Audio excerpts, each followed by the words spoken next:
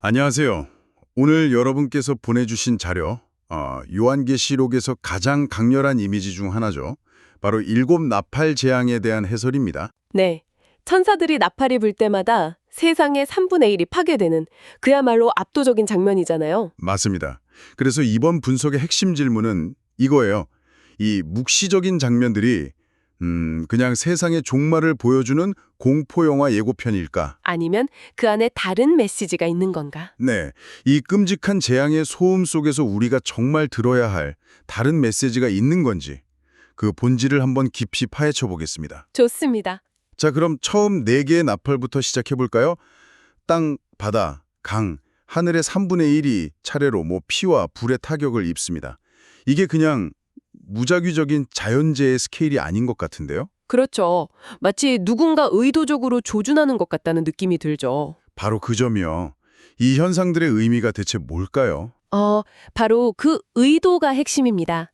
자료에 따르면 이 재앙들은요, 예수님의 재림 직전 대환란 시대, 그러니까 마지막 혼돈의 시기가 시작됐다는 걸 알리는 아주 명백한 신호예요. 아, 신호탄 같은 거군요. 네, 맞습니다. 누구도 이건 그냥 우연이야 이렇게 말할 수 없게끔 온 세상이 주목할 수밖에 없는 거대한 경고등이 켜진 셈이죠. 무작위 파괴가 아니라 심판의 서곡인 겁니다. 와, 심판의 서곡이라. 지금까지는 자연계에 대한 경고였는데 5번째 나팔부터는 그 재앙의 초점이 인간, 그것도 아주 특정 그룹의 인간에게로 옮겨가는 것 같아요. 네, 그렇죠. 자료를 보면 황충대가 나타나는데 무차별 공격이 아니라 하나님의 인침을 받지 않은 사람들만 딱 골라서 괴롭힌다는 점이 정말 섬뜩했습니다. 정말 중요한 지적입니다. 여기서 하나님의 인침이라는 게 뭐랄까 일종의 영적인 소유권 표시이자 보호막을 의미하거든요. 보호막이요? 네. 그런데 재미있는 해석은 이 보호가 물리적인 재앙 자체를 피하게 해주는 게 아니라는 거예요.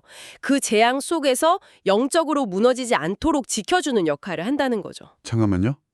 그럼 자료에 따르면 우리가 흔히 생각하는 것처럼 신자들이 이런 끔찍한 재앙이 오기 전에 안전하게 하늘로 구출되는 게 아니라는 거네요. 맞습니다. 정확히 보셨어요. 그 혼돈의 시기를 세상 사람들과 함께 통과한다는 뜻이군요.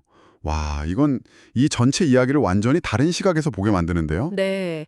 대재앙이 닥치기 전에 교회가 하늘로 들림받는다는 환난 전 휴거설과는 명백히 다른 관점인 거죠.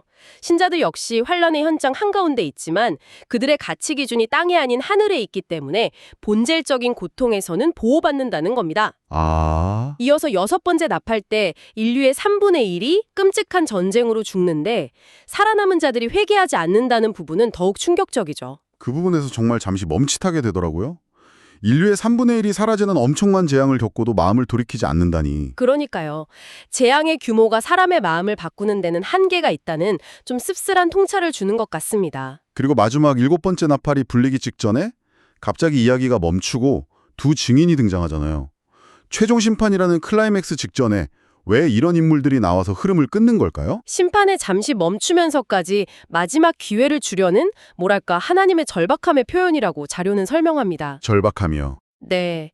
이 두 증인은 세상이 가장 듣기 싫어하는 진실, 즉 회개하라는 복음을 외치죠.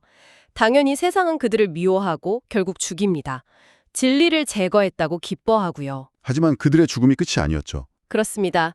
모두가 지켜보는 가운데 사흘 반 만에 부활해서 하늘로 올라가거든요.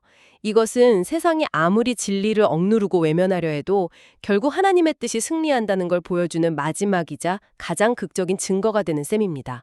더는 변명할 수 없게요. 그렇군요. 결국 이 일곱 나팔 이야기는 단순한 파괴의 연대기가 아닌 겁니다.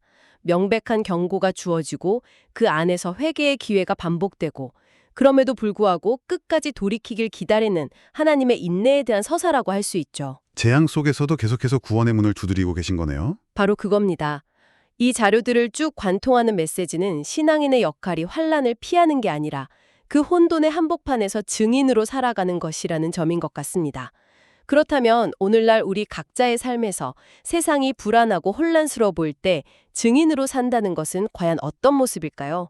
생각해 볼 만한 질문을 남기는 자료들이었습니다.